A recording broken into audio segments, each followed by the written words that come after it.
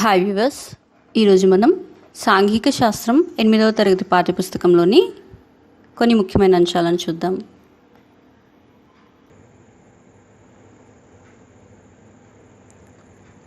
రాజ్యాంగం దేశ పరిపాలనకు పార్లమెంటరీ తరహా విధానాన్ని రూపొందించింది.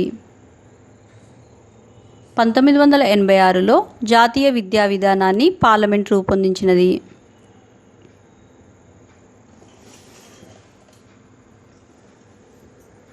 1986లో జాతీయ విద్యా విధానాన్ని పార్లమెంట్ రూపొందించినది. 2009లో పార్లమెంటు ఉచిత నిర్బంధ ప్రాథమిక విద్యకు బాలల హక్కు అనే చట్టాన్ని చేసింది. పార్లమెంటు ప్రభుత్వం జవాబుదారీగా ఉంటుంది. ప్రభుత్వం ఆదాయ ఖర్చులను కూడా పార్లమెంట్ ఆమోదిస్తుంది. ప్రతి సంవత్సరం పార్లమెంటు ఆమోదం నిమిత్తం ప్రభుత్వం వార్షిక బడ్జెట్ను సమర్పిస్తుంది.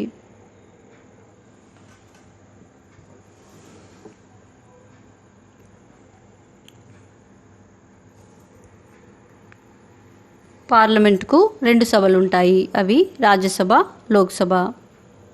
లోక్సభ సభ్యులు నేరుగా ప్రజల ద్వారా ఎన్నికవుతారు. రాజ్యసభ సభ్యులను రాష్ట్ర శాసన సభ్యులు ఎన్నుకుంటారు. రాజ్యసభలో అత్యధికంగా 250 సభ్యులు ఉండవచ్చు. రాష్ట్రాల శాసనసభలు, కేంద్రపాలిత ప్రాంతాలు రాజ్యసభకు తమ ప్రతినిధులను ఎన్నుకుంటాయి. రాజ్యసభలో సభ్యులు 6 సంవత్సరాల కాలానికి ఎన్నికవుతారు.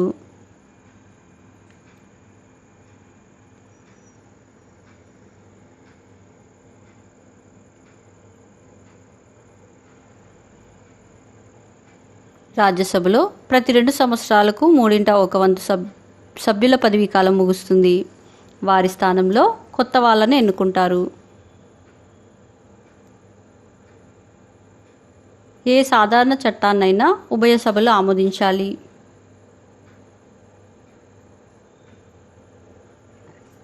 రెండు సభల మధ్య తేడాలు ఉన్నప్పుడు అంతిమ నిర్ణయాన్ని ఉభయ సభల ఉమ్మడి సమావేశాల్లో తీసుకుంటారు.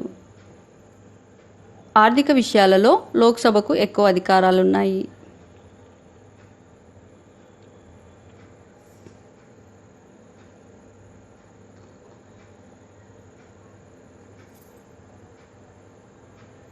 ప్రభుత్వ బడ్జెట్ను కానీ, డబ్బుకి సంబంధించిన ఏ ఇతర చట్టాన్ని కానీ లోక్సభ ఆమోదించిన తర్వాత రాజ్యసభ దానిని తిరస్కరించడానికి వీల్లేదు.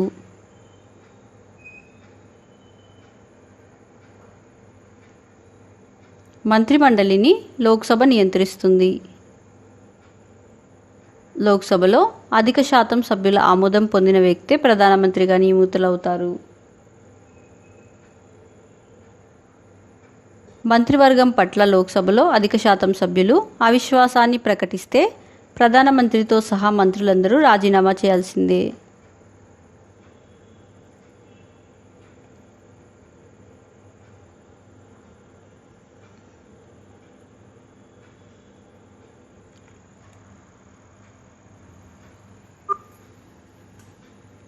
సాధారణంగా లోక్సభకు ప్రతి 5 సంవత్సరాలకు ఒకసారి ఎన్నికలు జరుగుతాయి. 25 సంవత్సరాల వయసు, అంతకు పైన వయసు ఉన్న వ్యక్తి ఎన్నికల్లో పోటీ చేసి లోక్సభ సభ్యుడు కావచ్చు. లోక్సభకు 545 సీట్లు ఉన్నాయి.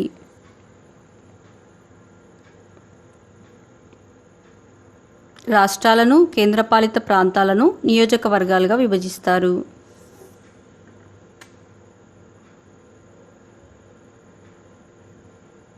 పద్దెనిమిది సంవత్సరాలు అంతకు పైన వయస్సున్న పౌరులందరికీ ఓటు హక్కు ఉంటుంది.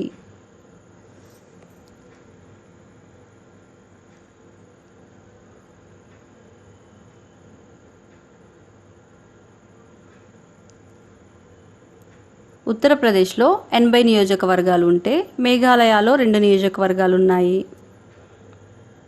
ఆంధ్రప్రదేశ్లో 25 నియోజకవర్గాలున్నాయి. 1951-52లో మొదటి ఎన్నికలు జరిగాయి. ఈ ఎన్నికల నిర్వహణకు 4 నెలలు పట్టింది.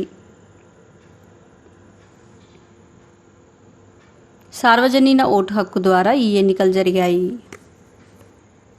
1951-52 ఎన్నికలు చీకటిలో ముందుకు దూకటం వంటివి.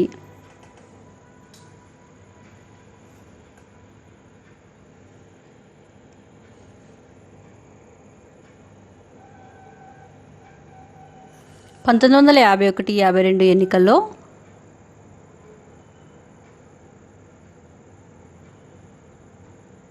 17,30,00,000 మందికి ఓటు హక్కు ఉంది.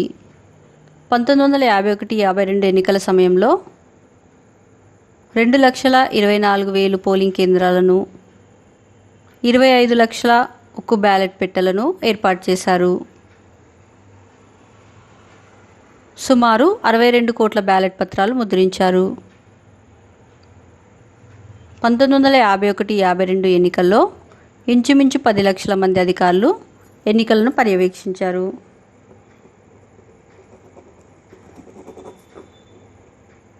1951-52 ఎన్నికల్లో దేశం మొత్తం మీద 17,500 అభ్యర్థులు పోటీ చేశారు.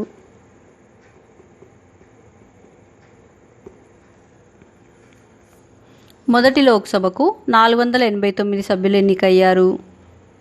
1951-52 ఎన్నికల్లో ఓటు హక్కు ఉన్న మహిళల్లో 40% మంది తమ ఓటు హక్కును ఉపయోగించుకున్నారు.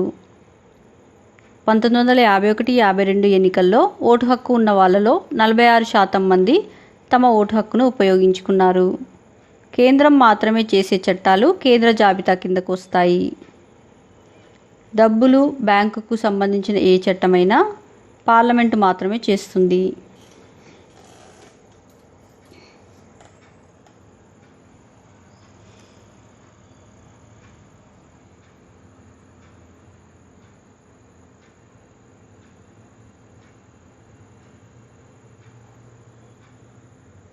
సైన్యం, రక్షణకి సంబంధించిన అన్ని చట్టాలను పార్లమెంట్ మాత్రమే చేస్తుంది.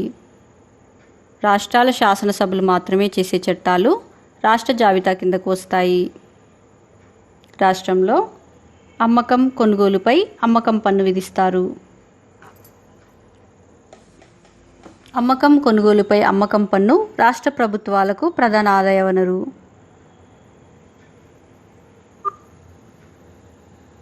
రాష్ట్ర సరిహద్దులలోపు సరైన రోడ్డు రవాణా మార్గాలు ఉండేలా చూసే బాధ్యత రాష్ట్రాలదే.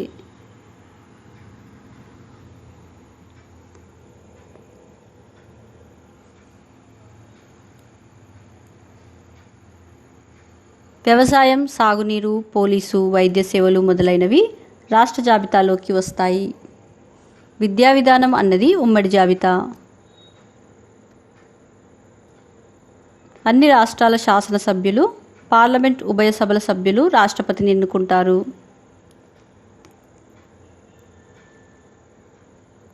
పార్లమెంట్ ఉభయ సభల సభ్యులు ఉపరాష్ట్రపతిని ఎన్నుకుంటారు. రాజ్యసభకు చైర్మన్గా ఉపరాష్ట్రపతి వ్యవహరిస్తారు.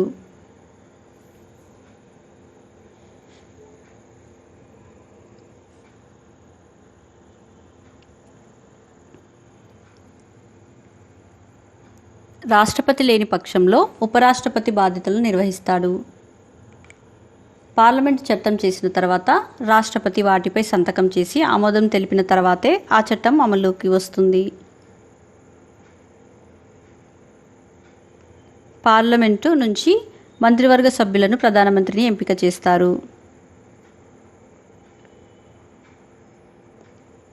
పార్లమెంటుకు 2 అధికారాలు ఉంటాయి: శాసనాధికారం, కార్యనిర్వాహక అధికారం.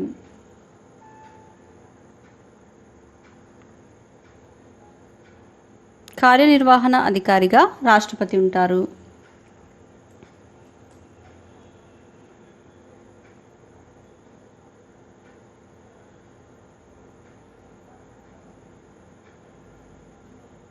ప్రధానమంత్రి మంత్రివర్గం అన్ని మంత్రిత్వ శాఖలకు బాధ్యత వహిస్తారు. భారత ప్రభుత్వ నిర్ణయాలన్నీ దేశాధిపతి, రాష్ట్రపతి పేరు మీద తీసుకుంటారు. ప్రధానమంత్రి మంత్రివర్గ సభ్యుల సలహా ప్రకారం రాష్ట్రపతి నిర్ణయాలు తీసుకుంటారు. ప్రధానమంత్రిని లోక్సభ సభ్యులు ఎన్నుకుంటారు.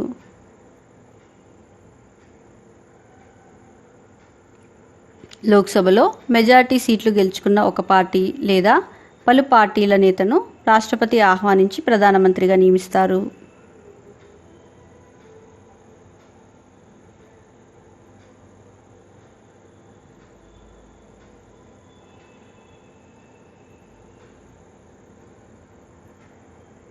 ప్రభుత్వంలోని కార్యనిర్వాహక వర్గంగా మంత్రివర్గం పనిచేస్తుంది.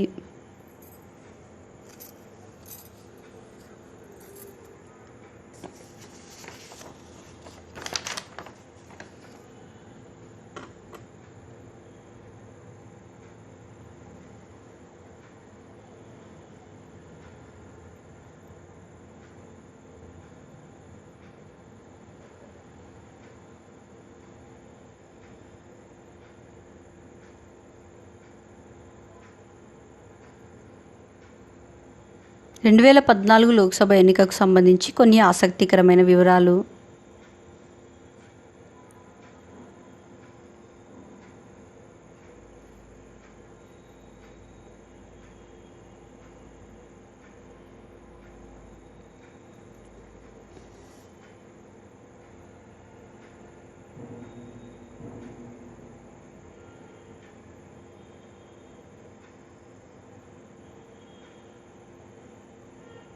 Thank you for watching my videos. If you like my videos, please subscribe my YouTube channel and share them.